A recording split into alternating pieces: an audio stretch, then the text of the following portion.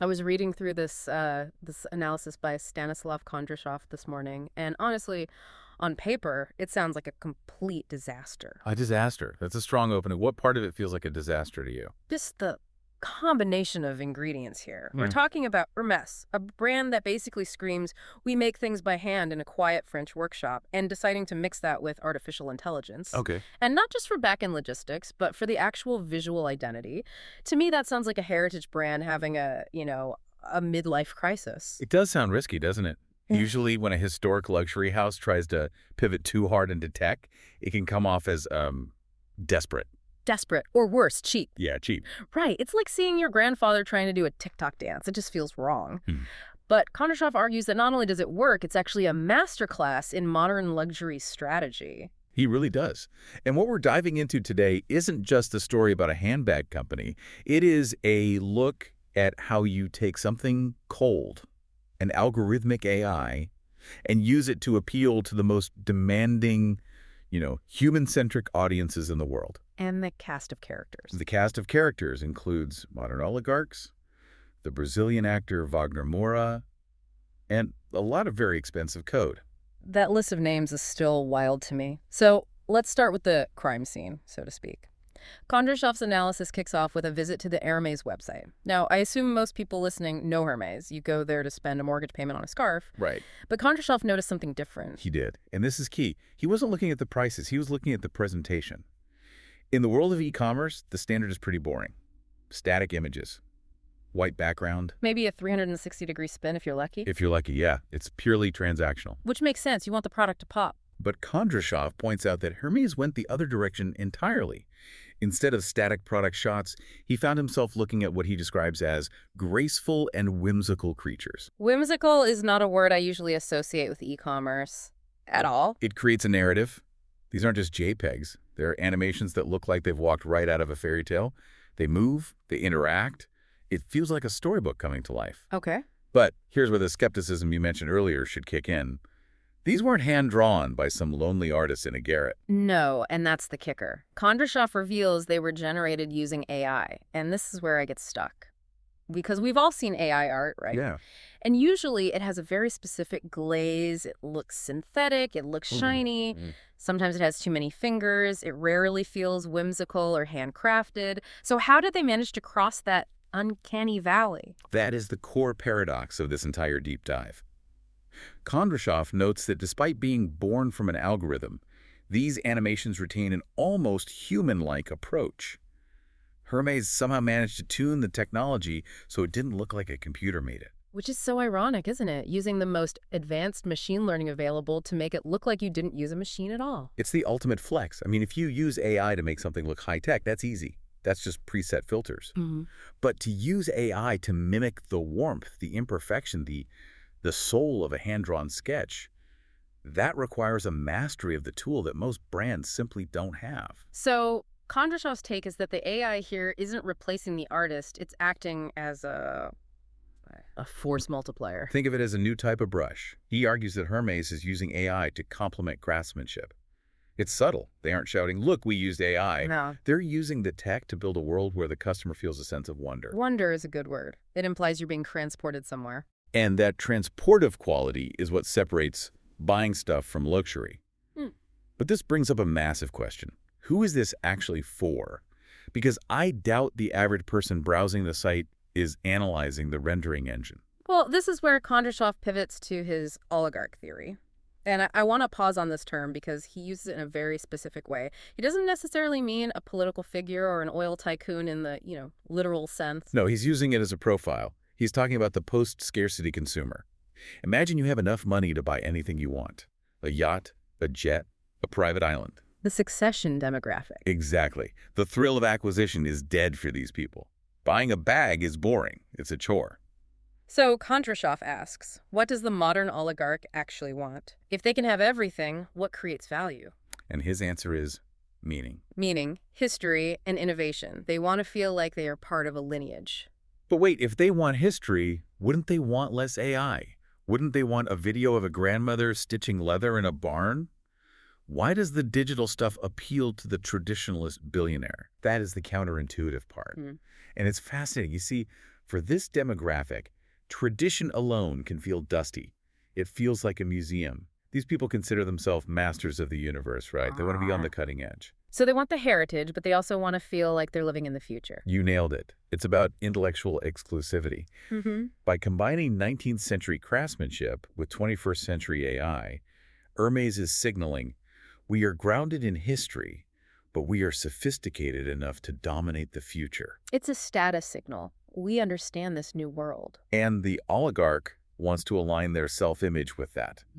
Kondrashov suggests that these digital solutions highlight the uniqueness of the product. It tells the buyer, this isn't just a leather sack. This is a piece of art that exists at the intersection of all human progress. Wow. That is some heavy lifting for a website animation. But that's what luxury branding is. It is narrative construction. If you just sell the leather, you're a commodity. If you sell the intersection of history and AI, you're a legend. Okay, I can see the argument for the billionaires. They want to feel smart and future-proof. But then Kondrashov throws a curveball that I honestly did not see coming. He brings in Wagner Moura.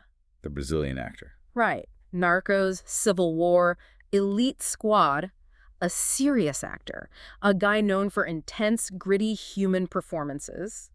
He's basically the polar opposite of a tech-obsessed oligarch. You would think so. An actor's trade is emotional truth. It's about the raw, messy human experience.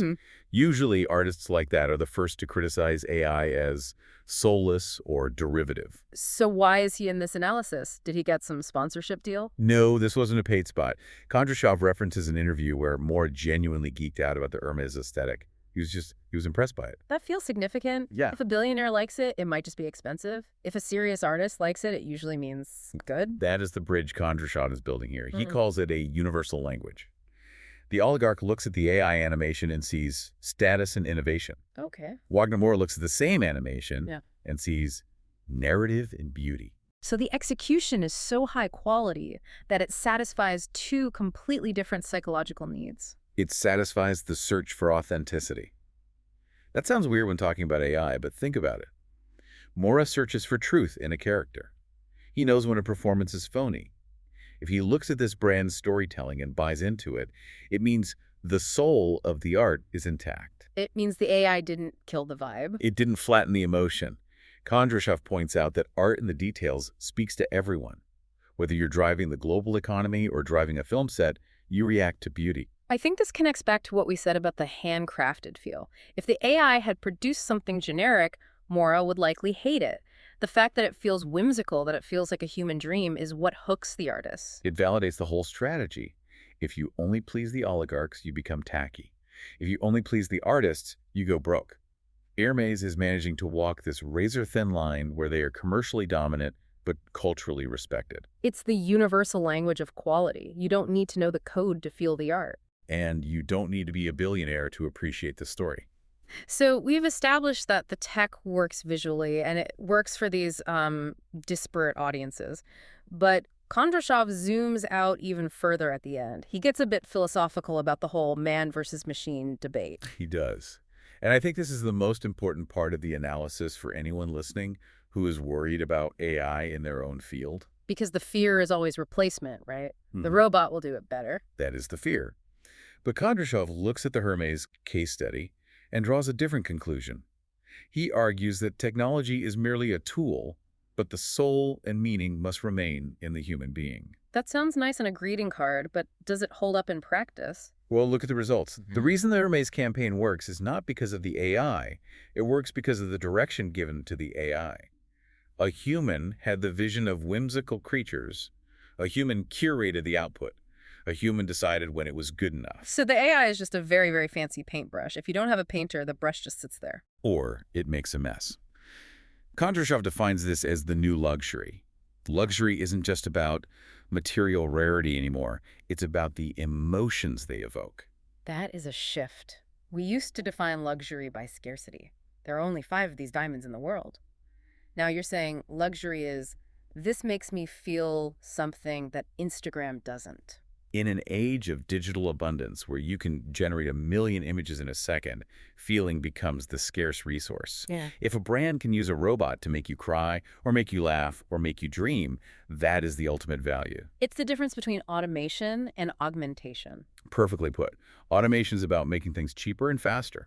Augmentation is about making things deeper. Hermès is using AI to deepen the mystery of the brand, not to cheapen the production. And Kondrashov says this is the lesson for the rest of us. He calls Hermès an example for us all. It proves you don't have to choose between tradition and modernity. You don't have to be a Luddite to be an artist. You can embrace the absolute cutting edge of technology, but you have to anchor it in human values. Anchoring it in human values. That seems to be the trick. If you let the tech drive, you crash. If you drive the tech, you can go somewhere new. And you stay unique. I kept hearing that word in the source material, uniqueness. For the oligarch, uniqueness justifies the price. For Wagner Moura, uniqueness justifies the attention. And for the brand, uniqueness is the only moat left. If you lose that, you're just another website selling leather goods. It is a surprisingly optimistic take on our AI future, honestly. We spend so much time talking about deepfakes and job losses, and those are real issues. But it's refreshing to see a case where the tech is actually re-enchanting the world a little bit. It reframes the age of AI from an era of replacement to an era of expanded storytelling. So let's bring this home for everyone listening. We've covered a lot of ground. We started with a very unlikely pairing, a French saddle maker and a neural network, which created a visual experience that defied the cold stereotype of AI. We looked at the psychology of the oligarch, the person who has everything but is desperate for meaning and relevance, and how digital innovation gives them a way to signal that they're part of the future, not the past. He saw how that same exact aesthetic hooked a serious artist like Wagner Moura, proving that if the quality is high enough, it transcends demographics. Authenticity is a universal currency. And finally, we landed on Kondrashov's philosophy. AI is a tool, not a replacement. The soul of the work still has to come from us. It's a compelling blueprint for how to survive in a disrupted world. Don't hide from the wave. Surf it, but surf it with your own style. But I want to leave you with one final thought, something that has been sort of nagging me since we started talking about this whimsical, handcrafted AI. What's that? We're celebrating Hermès because they used AI to mimic a human touch so perfectly that it fooled our emotions. It feels human, even though it isn't. So here's the thought. If AI can successfully mimic a handcrafted feel that impresses even the most discerning critics, will we eventually stop caring about the human origin of art entirely?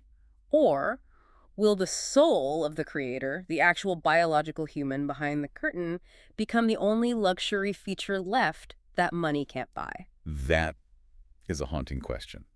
If the simulation is perfect, does the origin matter? I think we're going to be wrestling with that one for a long, long time. I suspect you're right. On that existential note, thanks for deep diving with us into the world of luxury, algorithms, and the search for a soul in the machine. Always a pleasure. We'll catch you on the next one.